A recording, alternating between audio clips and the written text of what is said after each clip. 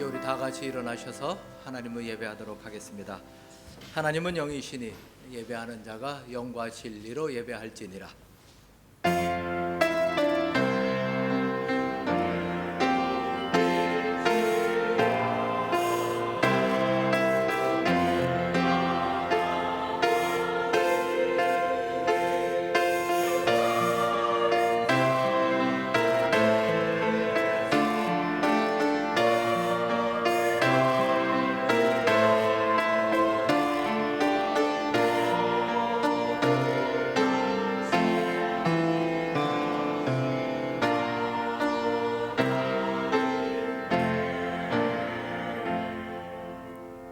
거룩하신 하나님 아버지, 오늘도 하나님을 예배하기 위하여 저희들이 한 곳에 모였습니다. 같은 믿음의 고백으로 한 분 하나님을 찬양하며 경배를 올려드립니다. 우리의 드리는 이 예배가 하나님 받으시기에 합당하도록 성령께서 함께 하시고 이끌어 주옵소서. 예수님 이름으로 기원드리옵나이다. 아멘.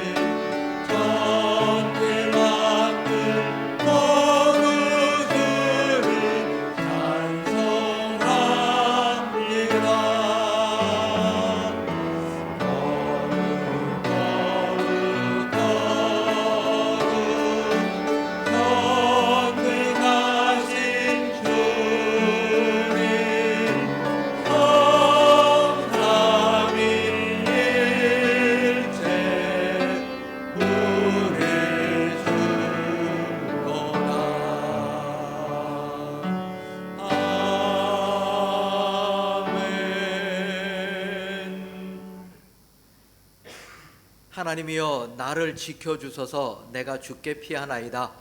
내가 여호와께 아뢰되 주는 나의 주님이시오니 주밖에는 나의 복이 없다 하였나이다. 땅에 있는 성도들은 존귀한 자들이니 나의 모든 즐거움이 그들에게 있도다. 다른 신에게 예물을 드리는 자는 괴로움이 더할 것이라. 나는 그들이 드리는 피의 전제를 드리지 아니하며 내 입술로 그 이름도 부르지 아니하리로다. 여호와는 나의 산업과 나의 잔의 소득이시니 나의 분깃을 지키시나이다. 내게 줄로 재어준 구역은 아름다운 곳에 있으며 나의 기업이 실로 아름답도다. 나를 훈계하신 여호와를 송축할지라. 밤마다 내 안심이 나를 교훈하도다. 내가 여호와를 항상 내 앞에 모심이여 그가 나의 오른쪽에 계심으로 내가 흔들리지 아니하리로다. 아멘. 전능하사 천지를 만드신 하나님 아버지를 내가 믿사오며 그 외아들 우리 주 예수 그리스도를 믿사오니 이는 성령으로 잉태하사 동정녀 마리아에게 나시고 본디오 빌라도에게 고난을 받으사 십자가에 못 박혀 죽으시고 장사한 지 사흘 만에 죽은 자 가운데서 다시 살아나시며 하늘에 오르사 전능하신 하나님 우편에 앉아 계시다가 저리로서 산자와 죽은 자를 심판하러 오시리라. 성령을 믿사오며 거룩한 공예와 성도가 서로 교통하는 것과 죄를 사하여 주시는 것과 몸이 다시 사는 것과 영원히 사는 것을 믿사옵나이다. 아멘.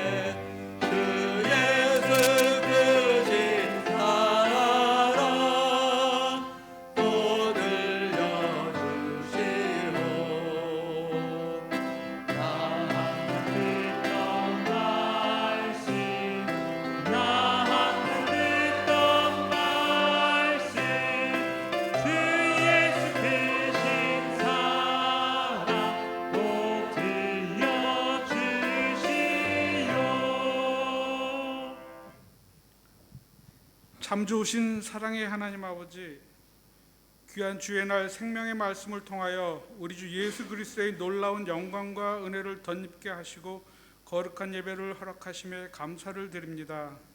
예수 그리스도를 이 땅에 보내셔서 인간을 위한 생명의 밑가지가 되어주셨고 우리 인간을 살리기 위하여 기꺼이 십자가를 지셨으며 우리가 그 십자가 위에서 새 생명을 얻고 부활의 소망을 바라보게 하심을 감사드립니다. 하지만 우리는 일상생활에서 세상의 빛과 소금의 역할을 다해야 했으나 이런저런 이유로 결정적이고 필요한 순간에 옛 습관으로 돌아가는 어리석음을 범한 우리였음을 고백합니다. 주님, 우리의 이런 연약함과 부족함을 용서하여 주시옵소서. 이 땅에서의 삶보다는 하늘나라를 바라보는 위를 지향하는 삶이 되게 인도하여 주시옵소서. 우리의 삶의 축이 자기를 버리고 주님께로 옮기는 결단으로 이어지도록 성령님이시여 저희들을 인도하여 주시옵소서. 교회를 위해 기도합니다. 새 성전에 대한 희망과 함께 새 땅을 허락하셨습니다. 우리 모두 한 마음이 되어 아름다운 성전이 지어질 수 있도록 성령께서 이끌어 주시옵소서. 그리하여 하나님의 축복이 어떻게 우리에게 임하여지는지를 체험할 수 있도록 역사하여 주시옵소서. 또한 이 땅 캄보디아에 저희 설린교회를 세우셨습니다. 주님의 뜻이 이루어가는 교회가 되게 하시고 신령한 하나님의 은혜가 늘 충만한 교회가 되게 하여 주시옵소서. 사랑이 더욱 뜨거워지고 넘치는 교회가 되게 하시고 말씀에 순종하는 기쁨이 넘치는 교회가 되게 하시옵소서. 생명을 살리는 데 부지런한 교회가 되게 하시옵소서. 하나님 아버지, 교회의 주일학교를 축복하시고 가르치는 선생님 한 분 한 분을 축복하기 원합니다. 아이들을 향한 헌신된 마음으로 그리스도의 사랑을 전하는데 조금도 부족함 없이 가르칠 수 있도록 은혜에 은혜를 더하여 주시옵소서. 방학을 맞아 많은 학생들과 부모님들이 한국을 여행 중입니다. 저들의 생활을 지켜주시고 어디에 있든지 성령께서 동행하시고 지켜 보호하여 주셔서 건강한 모습으로 만날 수 있도록 인도하여 주시옵소서. 선교사님들을 위해 기도합니다. 오늘도 사역지에서 드려지는 예배를 주님께서 받아주시고 기름 부어 축복하여 주시옵소서. 저들의 필요를 채워주시고 기도의 동역자, 사역의 동역자, 물질의 후원자들을 붙여주시옵소서.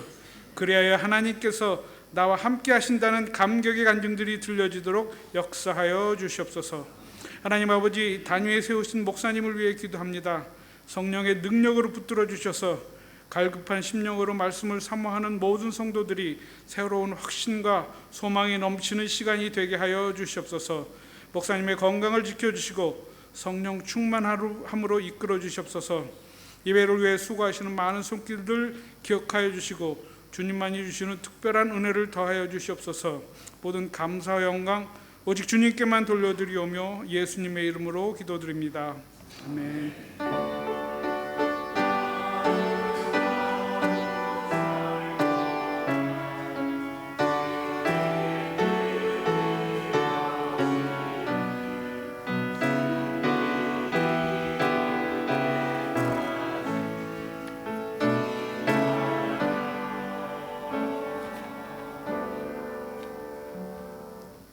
phnom penh 설린교회 나오신 여러분들을 주님의 이름으로 환영합니다. 옆에 계신 분들을 보고 환한 모습으로 이렇게 인사를 하면 좋겠습니다. 주님의 이름으로 사랑합니다. 그리고 한 번 더 이렇게 누구보다도 건강하시기를 바랍니다. 네, 주를 섬김의 건강함 여러분에게 있기를 바랍니다. 우리의 삶의 모든 자리를 하나님께서 기뻐 받으시는 예배의 자리로 만들도록 삶의 모든 내용을 아름답게 만들어 주시기를 바랍니다. 어떤 모습으로 살아가든 하나님께서 함께 하신다 하는 걸 기억하시는 여러분이기를 바랍니다.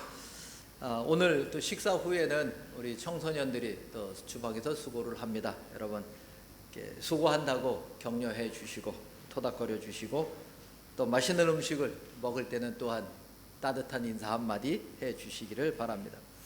예수 믿는 사람들이 할 수 있는 가장 좋은 것들이죠. 웃고 고맙다고 하는 말. 참 쉬운데 정말 어려운 게 돼버린 여러분, 그렇게 누군가에게 따뜻함을 표현할 수 있기를 기대합니다. 오늘 2시에는 운영위원회 모임이 있습니다. 기억해 주시고요. 12번째 꿈의 축제 한인 기독 청소년 연합 수련회가 다음 주 화요일부터 금요일까지 있습니다. 우리 자녀들 또 이 땅 캄보디아에 살고 있는 우리 다음 세대를 준비하고 이끌어갈 우리 자녀들이 믿음의 훈련을 받고 하나님의 은혜를 경험하고 또 힘을 얻을 수 있어야 합니다. 그래서 이 일을 위해서도 기도해 주시기를 바랍니다. 이번 주간부터 이제 제가 휴가를 가게 되고요. 그리고 우리 박민희 전사님도 시어머니 병 간호를 위해서 또 한국을 다녀오셔야 됩니다. 기도해 주시기를 바랍니다. 돌아오는 수요일에는 선교와 선교사들을 위해서 기도합니다. 이 땅에 복음을 전하고 있는 많은 분들을 위해서 여러분 기억하고 기도해 주시기를 바랍니다. 그리고 오늘 점심에 또 이렇게 떡이 나옵니다. 자주 나와요. 이 떡은. 왜냐하면 감사한 분들이 이렇게 내시는데요. 오늘 최권웅 집사님, 김미경 집사님 두 분이 감사해서 떡을 내셨습니다. 맛있게 드시고 하시면 좋겠습니다. 오늘 우리에게 주시는 말씀을 같이 보겠습니다. 시편 119편입니다. 시편 119편 153절에서 160절 한 절씩 교독을 해서 읽겠습니다. 나의 고난을 보시고 나를 건지소서. 내가 주의 율법을 잊지 아니함이니이다. 주께서 나를 변호하시고 나를 구하사 주의 말씀대로 나를 살리소서. 구원이 악인들에게서 멀어짐은 그들이 주의 율례들을 구하지 아니함이니이다. 여호와여, 주의 긍휼이 많으오니 주의 규례들에 따라 나를 살리소서. 나를 핍박하는 자들과 나의 대적들이 많으나 나는 주의 증거들에서 떠나지 아니하였나이다. 주의 말씀을 지키지 아니하는 거짓된 자들을 내가 보고 슬퍼하였나이다. 내가 주의 법도들을 사랑함을 보옵소서. 여호와여, 주의 인자하심을 따라 나를 살리소서. 주의 말씀의 강령은 진리이오니 주의 의로운 모든 규례들은 영원하리이다. 아멘. 설린 찬양대가 하나님 앞에 찬양을 올려드립니다.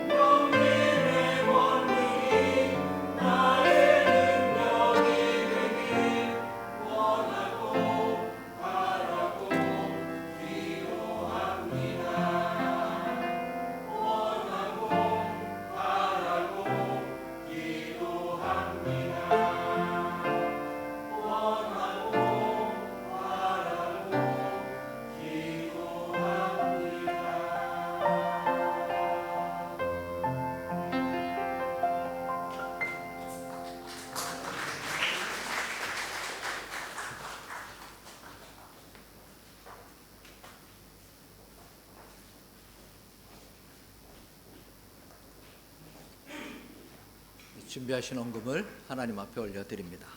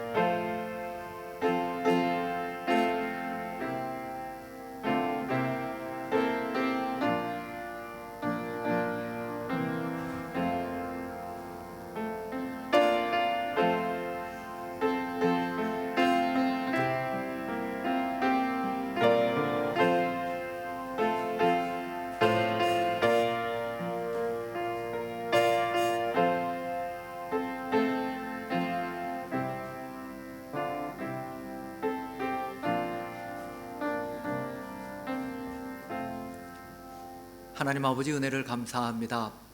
하나님을 예배하러 나올 수 있도록 우리에게 믿음을 주시고 건강을 주셔서 하나님을 섬기는 주의 백성들이 함께 모여 예배케 하셔서 감사합니다. 또 예배 순서에 하나님께 헌금을 드립니다.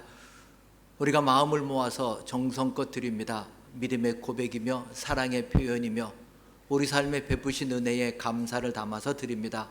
그리고 오늘 이후로도 여전한 하나님의 은혜를 바라며 우리의 소원을 담아서 드립니다. 하나님, 바친 손길들을 기억하시고 저들의 삶의 자리와 가정을 복되게 하옵소서.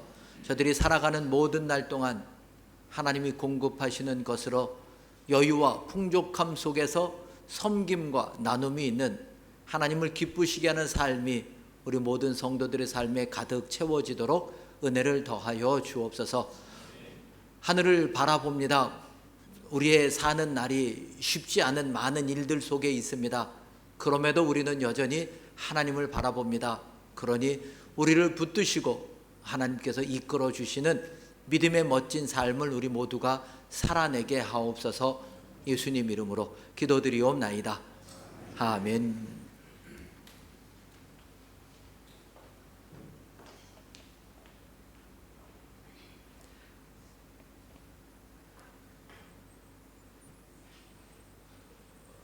지금 불이 안 들어오는 건가요?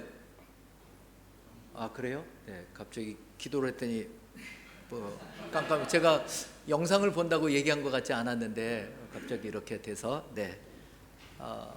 지난주도 그렇고 이번 주도 그렇고 주일날 전기가 또 토요일날 전기가 이렇게 종종 이렇게 나갑니다. 나가도 목소리는 들리게끔 이렇게 충전기가 돼 있어서 참 고맙습니다. 119편을 살펴본 지 시간이 제법 지났고 이제 오늘과 두 번에 더 하면 이제 다 끝이 납니다. 22번에 걸쳐서 해야 되는 내용들을 조금 더 길게 나눠서 했고, 그럼에도 이제 우리에게는 반복해서 들은 귀에 못이 박히게 들은 이야기, 하나님의 말씀은 하나님의 말씀이다.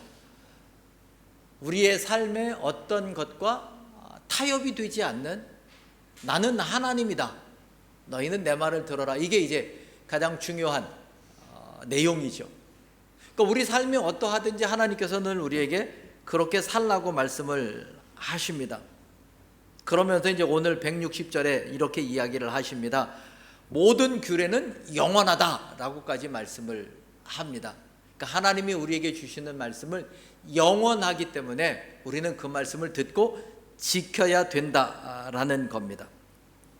그러니까 오늘 우리 설교의 제목이 신실한 말씀입니다. 우리가 충분히 믿을 수 있고 따를 수 있는 그것, 하나님의 말씀이다 라고 이야기합니다. 153절, 여러분 성경을 좀 펴셔야 됩니다. 꽤 많은 성경 구절을 오늘 화면에서 막 부지런히 보게 됐었는데 안 보여주니까 이제 우리가 찾아봐야죠. 성경 119편을 찾아 놓으셨을 것이고 153절을 보면 이렇게 말합니다. 나의 고난을 보시고 나를 건지소서. 내가 주의 율법을 잊지 아니함이니이다. 고난을 이야기를 합니다. 이 시편 119편에 고난은 앞에 몇 번 등장을 했었습니다. 50절에도 67절에도 71절에도 그리고 75절에도 고난이라는 말을 사용을 했는데, 여기에 또 이야기를 하는 거 보니까 예수를 믿는 사람들의 삶, 하나님을 섬기는 사람들의 삶에는 여전히 고난이 있고, 그리고 그 고난을 우리가 어떻게 대처해야 되는가 하는 부분을 가르쳐주고 있습니다. 고난 그러면 우리가 제일 먼저 떠올려야 되는 게 뭘까요? 사도행전에 나와 있는 제자들의 모습을 좀 떠올리시면 좋겠습니다. 예수님이 승천하시고 난 이후에 성령의 강림을 받은, 성령의 임함을 경험한 제자들이 용기를 내죠. 주님이 잡히실 때 무서워 도망갔던 그들이 이제는 주님이 안 계신데도 불구하고 용기를 내서 뭔가를 합니다. 그게 뭐죠? 너희가 죽인 예수가 메시아다, 이거죠. 그걸 자신 있게 전합니다. 그리고 심지어는 나면서 안진뱅이 된 사람도, 하반신 장애자도 일으켜 세웁니다. 그런 모습 속에서 힘을 얻은 그들이 복음을 전하고 예수는 그리스도라. 그런데 문제는 당시에 예수를 죽인 유대 지도자들이 그들을 그냥 두지 않았다는 거죠. 붙들어 갑니다.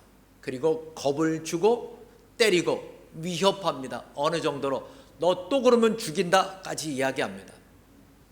그래서 많이 맞고 풀려납니다. 근데 이들이 풀려나서 하는 모습이 뭐였냐면, 우리가 이렇게 매를 맞고 풀려난 것, 매를 맞는 것, 위협을 당하고 죽을 그런 소리를 듣는 것, 이게 우리에게 기쁜 일이다 그럽니다. 왜 기쁘다 그러죠? 내가 지금 가는 길이 믿음의 바른 길을 가고 있구나를 아는 겁니다. 주님께서 말씀하셨던 것, 너희가 세상에서 환난을 당한다. 그래서 지금 환난을 당하고 있습니다. 그리고 그것이야말로, 고난이야말로 내가 그리스도인임을 드러내는 분명한 증거다. 그러니까 여러분의 삶에서 힘겨운 일이 있으면, 그 힘든 일이 있으면 그게 바로 내가 지금 믿음의 길을 제대로 가고 있다는 겁니다. 그러면 힘들지 않으면 제대로 안 가는 건가요? 이 부분은 또 따져보아야 할 내용이 많습니다. 힘들지 않으면 잘 못 가는 거고 힘들어야만 잘 가는 건가? 그렇지도 않습니다. 잘 가고 있어도 힘들지 않을 수 있거든요. 근데 하나님께서는 힘들지 않게 가는 것보다 또 다른 어떤 것, 그걸 위해서 우리의 삶을 힘들게 하십니다. 계속 고난이 있습니다. 시편 기자가 그 이야기를 합니다. 양을 대단위로 키우는 사람들은 울타리를 쳐놓습니다. 그리고 이제는 그 울타리에 전기선을 깔아 놓습니다. 그래서 양들은 눈에 뵈는 게 없는 짐승이기 때문에 자기들이 가고 싶은 대로 가요. 가다가는 막혀 있으면 밀고라도 나가려고 합니다. 그때 되면 전기 충격이 오는 거예요. 물론 얘들이 죽거나 까무러치거나 할 정도는 아닙니다. 많이 아플 만큼 전기 충격이 가해집니다. 그래서 그들은 이제 그쪽으로 몸으로 배운 거예요. 그래서 막아 놓습니다. 양의 입장에서는 제한된 공간이 돼버리죠. 가두어진 거죠. 근데 주인이 왜 가두어 두죠? 보호하기 위해서입니다. 그 울타리 밖으로 나가면 주인이 보호할 수 없는 상황이 벌어지는 거죠. 그게 고난입니다. 아픈 것이 우리에게 보호된 곳에 머물게 하는 겁니다. 이게 예수 믿는 사람들에게 고난이 유익이라고 하는 말입니다. 결국 그 고난은 하나님께서 원하시는 내용을 알게 만들어 주죠. 역사 속에서, 그리고 성경에서 정말 많은 부분에서 이 부분을 이야기를 합니다. 슬퍼하고 힘들어하는 사람들, 세상이 어렵게 하는 사람들을 이렇게 성경이 표현합니다. 세상이 미워한다. 원수들이 쉬지 않고 덤벼든다. 하나님의 징계를 받는다. 사망의 몸에 무게로 고통을 당한다. 라는 식의 표현들이 꽤 많습니다. 근데 그렇게 힘든 그들, 하나님의 백성들을 역사 속에서 어떻게 표현을 하고 있는가, 하나님의 모습을 성경이 이렇게 이야기합니다. 보이니까 나오는 대로 좀 읽어보도록 합니다. 히브리서 4장 15절입니다. 같이 있습니다. 우리에게 있는 대제사장은 우리의 연약함을 동정하지 못하실 리가 아니요 모든 일에 우리와 똑같이 시험을 받으신 이로되 죄는 없으시니라. 히브리서 2장 18절 그가 시험을 받아 고난을 당하셨은즉 시험 받는 자들을 능히 도우실 수 있느니라. 출애굽기 2장 25절 하나님이 이스라엘 자손을 돌보셨고 하나님이 그들을 기억하셨더라. 나오는 대로 다 같이 읽는 겁니다. 저 혼자 읽는 게 아니라 출애굽기 3장 7절 여호와께서 이르시되 내가 애굽에 있는 내 백성의 고통을 분명히 보고 그들이 감독자로 말미암아 부르짖음을 듣고 그 근심을 알고. 사사기 10장 16절 여호와께서 이스라엘의 곤고로 말미암아 마음에 근심하시니라. 이사야 63장 9절 그들의 모든 환난에 동참하사 자기 앞의 사자로 하여금 그들을 구원하시며 그의 사랑과 그의 자비로 그들을 구원하시고 옛적 모든 날에 그들을 드시며 안으셨으나. 시편 91편 14절 15절 하나님이 이르시되 그가 나를 사랑한즉 내가 그를 건지리라. 그가 내 이름을 안즉 내가 그를 높이리라. 그가 내게 간구하리니 내가 그에게 응답하리라. 그들이 환난 당한 때에 내가 그와 함께하여 그를 건지고 영화롭게 하리라. 아멘. 7개의 성경 구절을 계속 읽었습니다. 구절의 설명이 필요 없는 내용들이죠. 공통되게 나온 게 뭐죠? 내가 힘들고 아파하는 것을 그분이 아시고 그 형편을 마음에 근심하신대요.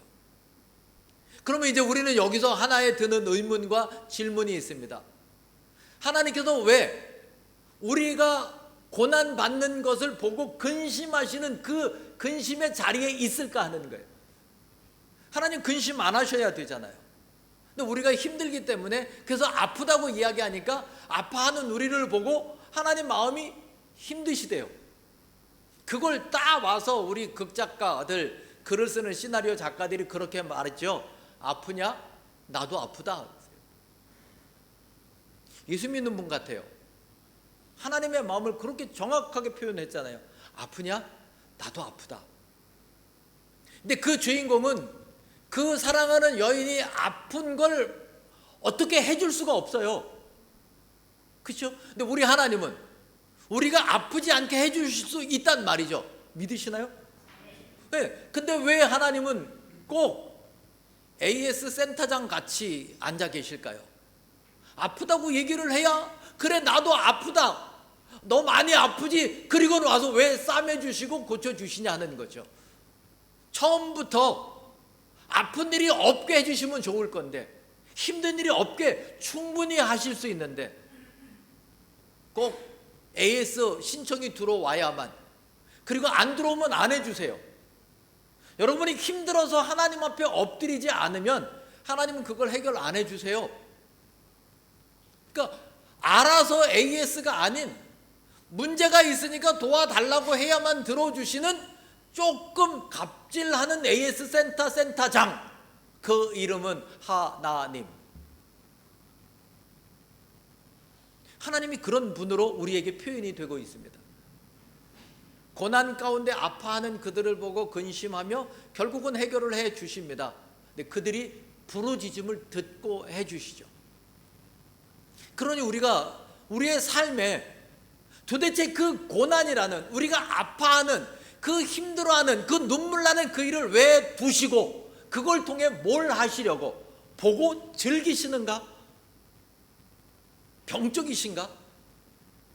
그래서 어떤 반응들을 하죠?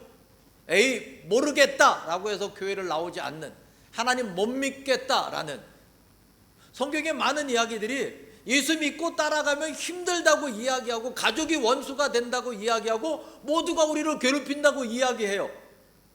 그걸 믿으라고 하는 거예요. 그러니 누가, 제정신인 사람이 누가 그런 예수를 믿겠어요? 여러분은 속아선 거예요. 예수 믿으면 고난과 고통이 계속 있다고 해서 오셨어요? 아니죠. 고통이 해결이 되고 문제가 해결이 되고 돈도 벌고 집안이 화목하고 자식이 잘 되고 며느리 사위 잘 들어오고 병도 낫고 뭐 이런 일들 때문에 그런 얘기를 듣고 그렇게 경험한 사람들이 와서 예수 믿어 우리 교회 와, 우리 기도원에 가, 이렇게 해서 우리가 왔는데 와서 보니까 그런 문제들이 해결되기보다는 힘든 일이 더 많다는 거죠. 속았다. 그래서 예레미야가 그렇게 말했습니다. 하나님은 나를 속이셨습니다. 하나님이 나를 유혹해서 선지자의 길로 들어오게 하시고는, 그리고는 나로 고향에도 죽임을 당할 뻔 모든 백성들이 나를 죽이려고 하는 이 일에 나를 끌어들이셨습니다. 나 정말 너무 화가 납니다. 하나님께 나를 속였다고 얘기를 해요. 혹시 그런 비슷한 마음이 우리 삶 가운데 여러 번 있었을 겁니다. 그런데도 오늘 이 자리에 있는 이유가 뭘까요? 모르겠어요. 왜 여기에 내가 앉아 있는지, 왜 예배에 참여를 했는지 신비해. 결혼을 하신 분들은 압니다. 기적의 연속이라는 것을. 부부가 같이 사는 것, 1년이 막 지난 분도 있습니다. 5년이 지나고 10년이 지나고 20년이 지나고 30년이 지나고 40년이 지난 분이 있나요? 혹시 우리 교회에 40년 넘게 사신 분? 장로님은 40년 넘으셨죠? 예. 혹시 길장로님 40년 넘으셨나요? 45년? 네. 5년 뒤에 50주년이네요. 그렇죠? 기적을 45년 경험하고 계세요. 박 권사님하고 산다는 게, 권사님이 남편을, 길장로님을 남편으로 45년을 살았다는 건 기적입니다. 아니라고 생각하시겠죠. 나 같은 남편 만나 행복했지. 네, 물어보시면 아마 답 안 하실 겁니다. 웃기만 하실 겁니다. 우리 정장로님도 한 40년 사셨죠? 좀 넘으셨나요? 43년. 오래돼서 왔다 갔다 해요. 한 40, 우리 많이 계시네요. 40년 넘으신 분들이. 부부가 같이 사는 건 기적입니다. 전혀 다른 남자와 여자가 한 집에서 같이 살아요. 40대 중반쯤 되신 분이 아내 때문에 많이 힘들어 하셨습니다. 그래서 그분하고 이야기를 하다가 믿음으로 한 3, 40년 정도만 더 참으시면 좋겠습니다 그랬어요. 그랬더니 이분이 무슨 그런 얘기를 하나 싶은 표정으로 저를 보면서, 목사님이야 좋은 아내를 만났으니까 그렇게 말씀하시겠죠. 어떻게 더 살겠습니까? 결국 그분은 이혼하는 쪽으로 가셨어요. 제가 그 얘기를 3, 40년만 더 참으십시오라 했던 이야기가 왜 그랬을까요? 힘든 걸 몰라서 그랬을까요? 그리스도인들에게는 누구도 알 수 없는 놀라운 비밀이 하나 있습니다. 뭘까요? 우리는 영원을 사는 사람입니다. 영원을 소망하며 사는 사람이 3, 40년의 힘든 걸 견디지 못한다는 건 고민을 많이 해야 될 내용입니다. 현실은 힘든데 우리가 바라는 건 영원이에요. 그 영원 속의 일정 부분인데 이걸 못 견디고 하나님이 원치 않는 결정을 내려버린다는 건 내게 믿음이 있는가 없는가, 내가 정말 하나님을 사랑하는가를 심각하게 고민해야 됩니다. 형편과 처지, 그럴 수 있죠. 죽지 못해 살고, 애 때문에 살고, 뭐 때문에 살고, 우리 부모 세대는 애 때문에 살았다 그러죠. 요즘은 애 때문에 안 삽니다. 그렇죠? 애를 아예 안 나니까요. 좋으면 살고 안 좋으면 안 살고, 왜? 내가 결정하고 내가 다 결정합니다. 이건 하나님 앞에 정말 큰 죄거든요. 우리의 인생은 내가 살고 싶은 대로 사는 게 아니라 하나님이 원하시는 삶을 사는 거예요. 근데 그 말을 안 들으니까 하나님께서 고난이라고 하는 걸 주십니다. 왜냐하면 애굽에서 노예로 살던 이스라엘 백성을 꺼내셔서 가나안에 보내십니다. 그 중간에 광야가 있었습니다. 광야 생활을 다 마치고 이제 가나안 들어가기 직전 모세가 마지막 이야기를 하죠. 너희 이 땅에 들어가면 하나님이 약속하신 젖과 꿀이 널려 있다. 너희는 배부르고 등 따실 거고 전혀 애굽에서든 광야에서든 전혀 생각도 못했던 일이 너희 앞에 펼쳐져서 너희 정말 행복하게 살 수 있다. 그런데 그 행복 속에서 너희는 나를 잊어버릴 거다. 너희는 나를 잊어버릴 거다. 그리고 정말 가나안에 들어간 이스라엘 백성은 배부르고 등 따시자 하나님을 잊어버렸습니다. 하나님을 잊어버리자 하나님께서 뭘 하세요? 잊어버린 걸 기억나게 하기 위해서 뭘 하죠? 고문을 하시죠. 물고문도 하고 불고문도 하고 전기 충격도 주고 심지어는 포이즌, 독까지 써서 매를 들어서 기억해봐, 기억해봐, 내가 누군지 기억해봐 라고 몰아치시죠. 그게 이스라엘 역사입니다. 그리고 오늘을 살아가는 우리의 역사입니다. 왜 그러신다고요? 잊어버린 하나님을 다시 기억하라고. 우리가 읽었던 그 많은 성경 속에 하나님께서 내게 어떤 마음으로 나를 보시는가, 그래서 그는 고난을 보시고 뭐라 그래요? 나를 건지소서 그럽니다. 나를 건져주십시오. 하나님께서 내 고난을 아시는데 나를 건져주셔야 되시지 않습니까? 그래야 내가 율법을 잊지 않는 겁니다. 아니, 율법을 잊지 않았기 때문에 나는 지금 고난 가운데서 하나님 내게 나를 건져 달라고 기도하는 거죠. 힘든 자리에서 우리가 하나님 앞에 기도하지 않는 것 경계하셔야 됩니다. 그리고 그 기도 속에서 하나님께서 내게 왜 이런 일을 하셨는지를 받아들이기까지는 무수히 많은 씨름의 시간이 필요합니다. 야곱이 야복강에서 밤새 천사와 씨름을 하고 끝까지 고집을 부리죠. 그리고 결국 하나님이 그에게 져 주시죠. 네가 나와 싸워 이겼다. 이름을 바꿔주셔요. 너는 나와 싸워 이긴 사람이야. 정말 야곱이 하나님을 이긴 건가요? 아니죠. 하나님이 져준 거죠. 우린 그 사실을 기억해야 됩니다. 하나님께서는 그렇게, 그래서 우리가 살면서 자녀들에게 늘 할 수 있는 말, 우리가 자녀일 때, 지금도 여전히 자녀일 때 부모를 향해 뭘 하죠? 자식 이기는 부모 없다라는 말을 우리는 확인합니다. 자식을 이기는 부모는 없습니다. 우리가 그렇게 부모님을 꺾고 이 자리에 서서 부모가 돼 보니 나를 이기려고 하는 자식이 그렇게 힘든 거예요. 그런데 결국은 들어주죠. 결혼해서 아이를 낳으면 아이를 봐주고, 아이 봐주고 싶어서 외국으로 나왔더니 외국까지 쫓아와서 봐달라 그러고, 예, 지금 시집간 딸이 손주를 이곳에 있는 부모님에게, 친정 부모님에게 맡기고 영어 공부 시켜달라고 그런 부모 제 주변에 있어요.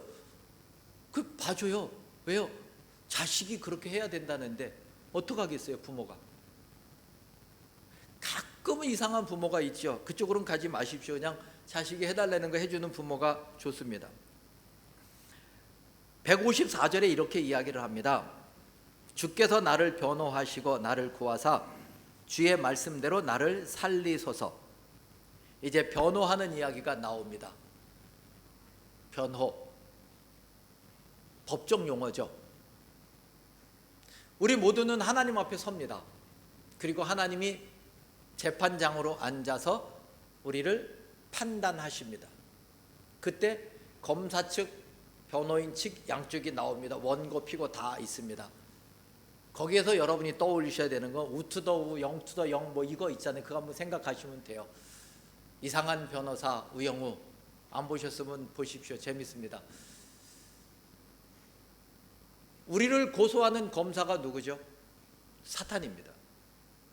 사단은 정확한 팩트 체크가 된 자료들을 가지고 재판장 앞에 섭니다. 그리고 이야기합니다. 죄인 번호 몇 번 또는 뭐 원고 번호 몇 번 해갖고 이제 딱 세워 놓으면 이 사람에 대해서 검사가 고소를 하죠. 이 사람은 이런저런 죄가 있어서 재판장은 그에게 법정 최고역인 사형을 내려야 됩니다. 왜냐하면 그가 지은 죄는 이런 말, 저런 생각, 그런 행동, 특히나 하나님께서 정하신 법에 수군수군 대거나 부모 말을 듣지 않거나 끼리끼리 놀거나 하면 하나님의 법의 사형입니다. 그런데 이 인간은 그런 사형에 해당하는 모든 내용을 하나도 빠뜨리지 않고 다 했습니다. 여기 그 증거가 있습니다. 잠깐 화면을 보시겠습니까? 그리고 화면을 보여주면 내가 한 하나님의 법에 사용이 되는 모든 내용을 살아내는 게 다 나오고 있는 거예요. 그래서 본 검사는 이 피고에 대하여 법정 최고형인 사형을 언도합니다. 재판장님이 들어주셔야 됩니다. 이렇게 된 겁니다. 그러면 이제 그 말을 듣는 피고는 얼마나 떨리겠어요. 난 죽었구나. 내가 봐도 죽을 거야. 저거는 방법이 없어. 포기했죠. 근데 변호사가 나와서 존경하는 재판장님, 그리고 이제 이야기를 합니다. 변호인인 내가 봐도 이 사람의 저 모든 죄는 죽어 마땅합니다. 아니, 변호사가 뭐야? 억울합니다 그래야 되고, 어쩔 수 없습니다 그래야 되고, 친구 잘못 만나 뭐 이래야 되는데, 환경이 잘못돼도 부모가 잘못, 뭐 여러 가지를 끄집어내서 어쩔 수 없어서 형량을 줄여야 되는 게 변호사인데, 변호사가 나와서 하는 말 한마디, 이 사람은 검사가 이야기한 그대로 죽어 마땅한 존재입니다. 그래서 본 변호인이 이 피고를 대신해서 그 벌을 내가 다 받았다는 겁니다. 이게 우리 주님의 변호입니다. 주님은 우리를 위해 변명해 주시지 않습니다. 어쩔 수 없이 교회 잘못 만나서, 목사 잘못 만나서, 장로 잘못 만나서, 그래서 내가 시험에 들었고, 그래서 교회를 안 나가고, 누구 때문에 뭘 안 하고, 그런 것들로 변명해 주지 않습니다. 그가 부모 잘못 만나서 고생하고, 학교 선생님 잘못 만나서, 친구 잘못 만나 학폭당하고, 그런 걸로 변명하지 않습니다. 그래서 그는 불쌍한 존재니까 봐주셔야 된다는 게 아니라, 그는 도저히 방법이 없습니다. 그래서 내가 그 방법으로 그를 대신해서 벌을 받는 겁니다. 그렇게 변호를 하시는 분입니다. 그 사실을 알고 있으니까 시편 기자는 주께서 나를 변호하시고 나를 고하사 주의 말씀대로 나를 살리시소라고 하는 겁니다. 우리가 믿는 주님은 이런 분이십니다. 우리는 방법이 없습니다. 아무리 좋은 전관 예우를 통해 모든 변호인을 다 동원해도, 대법관 출신을 수십 명을 데려와도, 현 세상에서는 될지 몰라도 하나님 앞에서는 그게 안 됩니다. 왜요? 죽는 게 당연한 거고 마땅한 거니까. 도저히 방법이 없는데 주님이 살리십니다. 그 사실을 아는 우리, 히브리서에 이렇게 7장 25절에서 말합니다. 그러므로 자기를 힘입어 하나님께 나아가는 자들을 온전히 구원하실 수 있으니 이는 그가 항상 살아 계셔서 그들을 위하여 간구하심이라. 우리를 위해서 항상 하나님 앞에, 하나님, 유진이가 내가 대신, 늘 이러고 계시는 거예요. 저가 저럴 수밖에 없는데 내가 대신, 그는 바보 같은데 내가 대신, 또 그 짓 하는데 내가 대신, 그분을 우리가 기억해야 되는 겁니다. 하나님께서 우리에게 이루어 놓으신 놀라운 일들, 그런데 그런 사실을 알면서도 우리 힘들 때 하나님 앞에 나의 믿음 없는 것을 도와달라는 말을 못합니다. 아들이 힘들어서 제자들에게 데리고 왔습니다. 귀신을 쫓아달라고. 제자들이 못해요. 그러자 예수님이 와서 해주시죠. 제자들이 묻습니다. 왜 우리는 못했죠? 기도 안 해서 그래. 저들이 정말 기도를 안 했을까요? 예수님이 하셨던 모습을 따라서 했을 겁니다. 축사, 귀신을 쫓아내는 일들을 다 했을 겁니다. 그런데 안 됐습니다. 왜 그랬을까? 주님은 이야기하십니다. 주님의 말이 틀린 거 아니잖아요. 이런 일은 기도 외에는 방법이 없어. 그 말은 하나님께서 고치셔야 되는 거죠. 할 수 있거든 좀 해주십시오라는 사람의 말에 주님께서 할 수 있거든이 무슨 말이냐? 믿는 자에게는 능치 못하는 게 없다. 그러자 할 수 있거든 하고 말했던 그 사람이 뭐라고 이야기하죠? 기억하실 겁니다. 내 믿음 없는 것을 도와주십시오. 내가 믿음이 없습니다. 할 수 있는 하나님이 하신다는 걸 믿을 믿음이 내게 없습니다. 그 믿음 없는 나를 불쌍히 보시고 내게 그 믿음을 주셔서 하나님이 하시는 걸 보고 받아들이게 해 주십시오. 우리 주변에 벌어지는 일들을 믿음의 눈으로 보는 것은 쉽지 않습니다.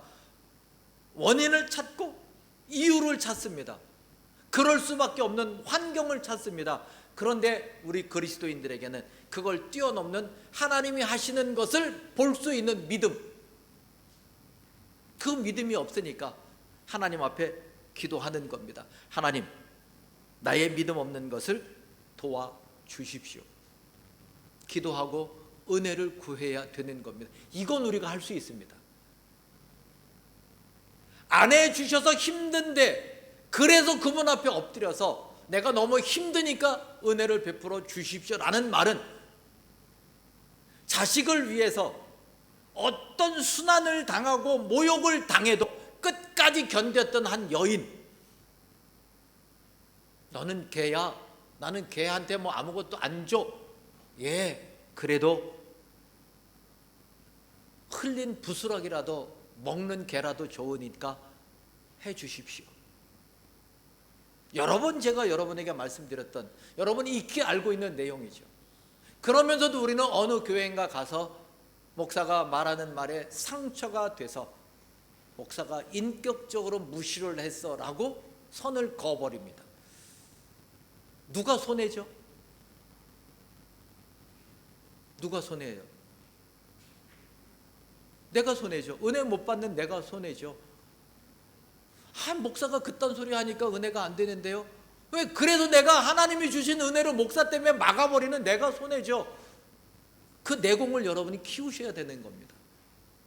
목사가 무슨 말을 하든 목사는 목사 입장에서 해야 될 얘기가 있고 여러분은 여러분 입장에서 잘 들어야 될 책임이 있는 거죠. 잘 들으셔야 됩니다.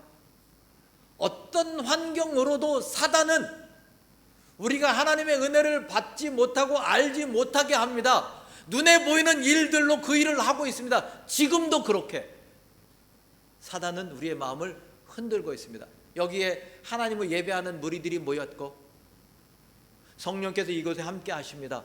그런데 여기에 틈틈이 사단이 와서 장난질을 칩니다. 여러분의 마음을 지킬 수 있어야 되는데 지킬 수가 없습니다. 그러니 뭘 해야 돼요? 하나님, 내 마음을 지켜주셔서 오늘 예배를 통해 마땅히 드릴 예배를 드리고 하나님이 허락하신 은혜를 누리는 시간이 되게 해달라는 이 소원을 가지고 있어야 되는 겁니다. 오늘 왜 이래? 이러면 거기까지밖에 안 되는 겁니다. 오늘 왜 이래? 목사는 왜 찬송가 3절 부르고 내려온 거야? 그러면 그냥 끝입니다. 그치? 오늘 제가 왜 내려갔는지 저도 모르겠어요. 잘 하다가 오늘따라 그리고 내려갔는데 그랬더니 장로님이 4절이 있어요. 그래 다시 올라왔어요. 그냥 있을 걸, 그죠? 그게 우리가 하나님께 예배하는데 혹 저의 그런 미숙한 행동 때문에 혹 마음이 흐트러질 수 있습니다. 거기서 지켜내야 될 여러분의 마음, 하나님을 예배하는 누군가의 어떤 일들을 통해서 심지어는 벨소리 하나, 정전되는 거 하나, 아이의 뛰어다니는 소리 하나, 어떤 것 하나가 우리의 마음을 하나님께로 가는 것을 흔드는 게 우리가 살아가는 세상입니다. 거기서 견딜 수가 없으니까 우리가 할 수 있는 것, 하나님, 내게 믿음 없는 내게 은혜를 베푸셔서, 그래서 나오는 이야기입니다. 155절에 이렇게 말합니다. 구원이 악인들에서 멀어짐은 그들의 주의 율례들을 구하지 아니함이니이다. 구원이 악인들에게 멀어지는 그들이 악한데 그 악한 내용이 뭐냐면 주의 율례를 구하지 않는 겁니다. 우리는 주의 율례를 구하죠. 하나님의 말씀을 구하고 있는 겁니다. 그들과 우리는 이렇게 다른 겁니다. 어느 날인가 우리가 그렇게 하고 있어요. 로마서 13장에 이런 말씀이 있습니다. 또한 너희가 이 시기를 알거니와 자다가 깰 때가 벌써 되었으니 이는 이제 우리의 구원이 처음 믿을 때보다 가까웠습니다. 믿으시나요? 지금 우리의 구원이 처음 믿을 때보다 가까워졌죠. 어제까지 힘들었는데 오늘 나에게 새 날을 주셨습니다. 그러니 오늘 주님을 만날 날이 하루 가까워진 거죠. 이게 신나는 얘기여야 되는데 별로 안 신나는 것 같은 표정이어서, 하루를 견디고 살았더니 구원에 가까워지는 겁니다. 그러니 그 힘들게 산 하루가 주님을 만날 날에 도움을 주고 있는 거죠.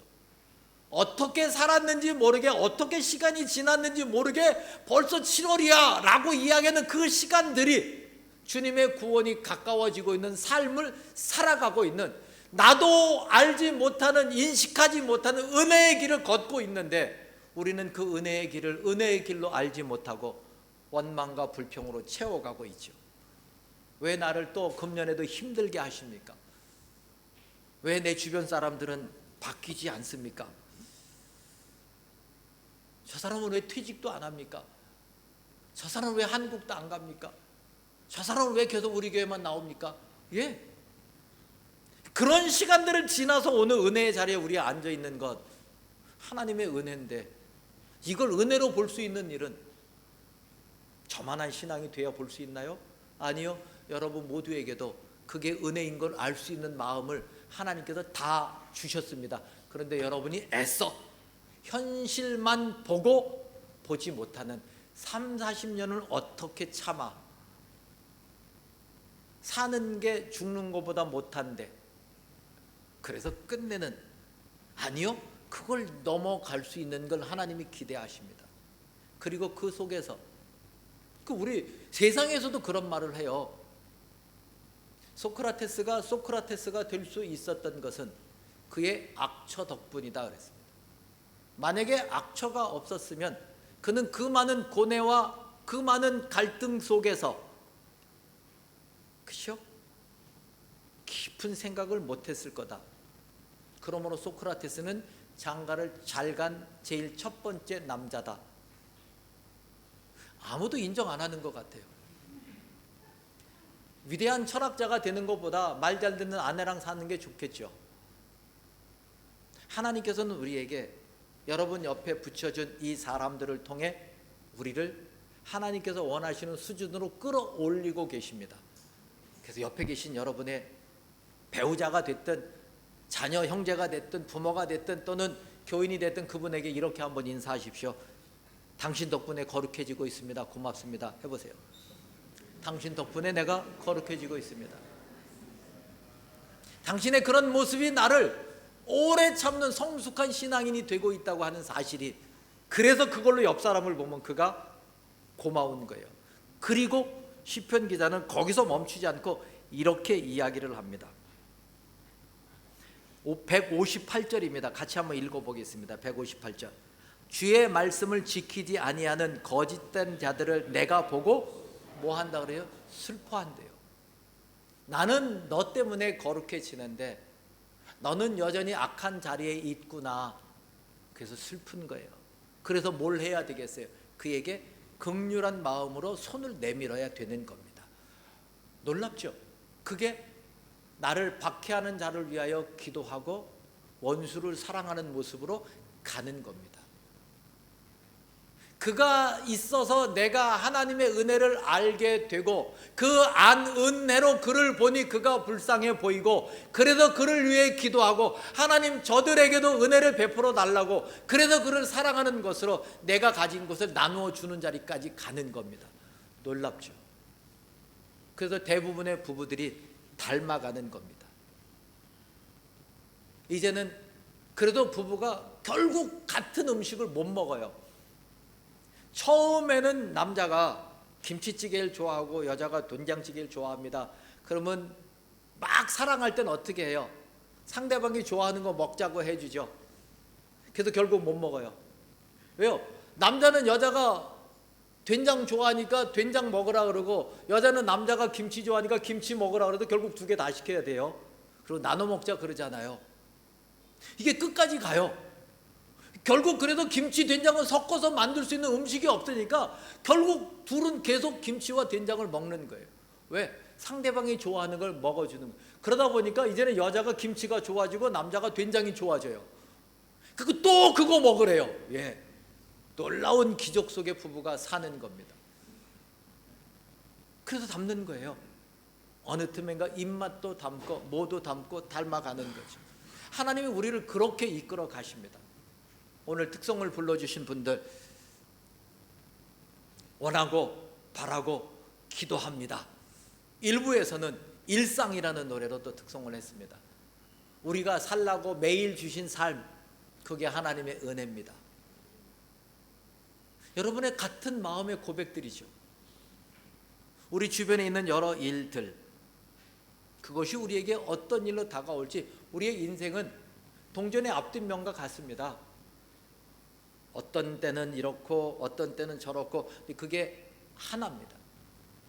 우리 안에 어떨 때는 선한 모습과 어떨 때는 악한 모습이 나옵니다. 둘 다 납니다. 둘 다 납니다. 세상의 사람들은 놀라게 하는 뉴스가 어쩌다가 한 번씩 나오죠. 선행을 해서 상을 받은 사람이 악행해서 못된 듯한 게 드러나기도 합니다. 그러면 어떻게 그럴 수 있어? 아니요, 그 둘 다 그 사람입니다. 우리 안에는 양면이 다 있습니다.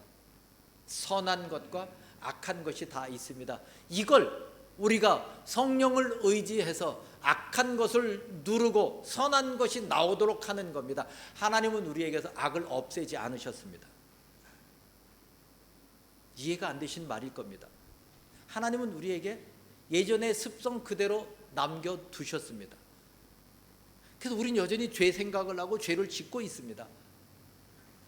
그런데 뭘 더 주시냐면 하나님께서 그 악한 죄 지은 그것을 거절할 마음과 힘을 주셨다는 겁니다. 예전에는 그 힘이 없었어요. 죄밖에 지을 수 없었습니다. 지금은 선을 행할 수 있습니다.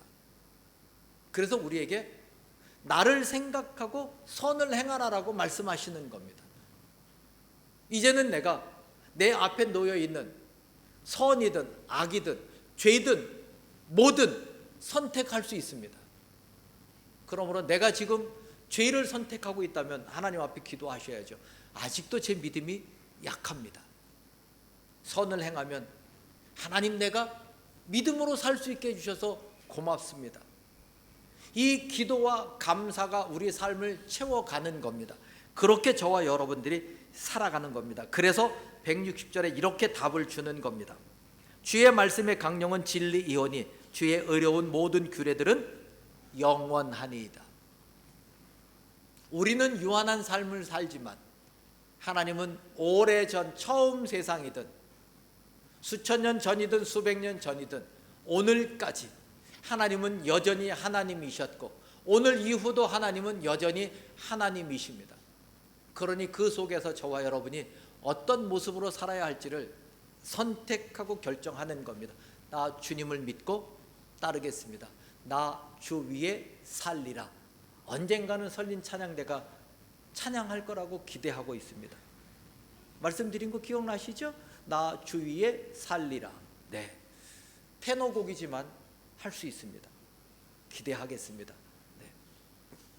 그 고백, 나 주 위에 살리라. 그 고백을 할 수 있는 게 어려운가요?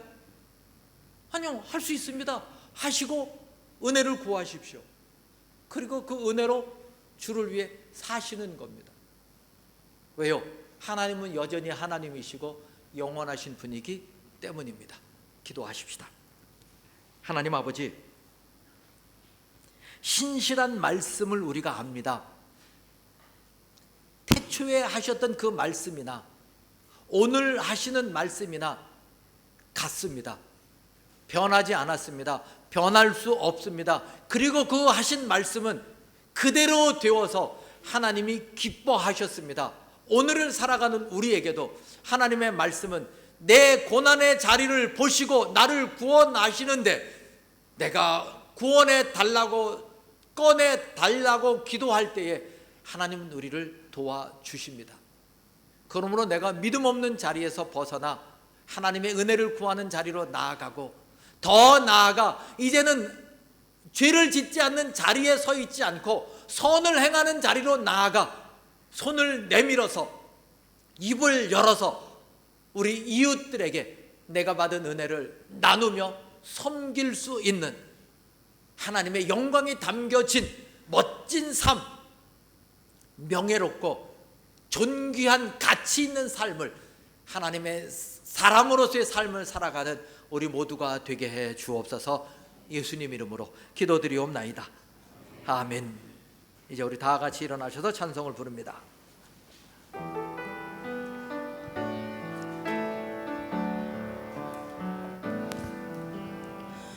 화려하지 않아도 정결하게 사는 삶, 가진 것이 없어도 감사하며 사는 삶, 내게 주신 작은 힘 나눠주며 사는 삶, 이것이 나의 삶의 행복이라오.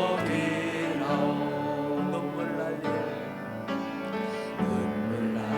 일 많지만 기도할 수 있는 건 얼마나 일 많으나 주를 위해 잡는 건 비록 짧은 작은 삶, 질 뜻대로 사는 삶, 이것이 나의 삶의 행복이라오. 이것이 행복이라오.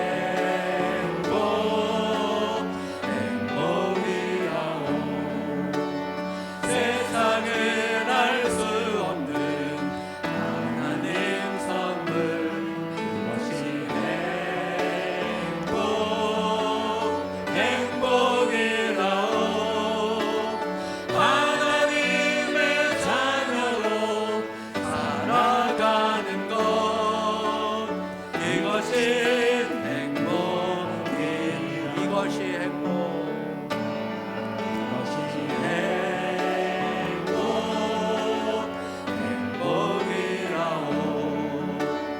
세상은 알 수 없는 하나님 선물, 이것이 행복이라오. 하나님의 자녀로 살아가는 것, 이것이 행복이라오. 이것이 행복이라오.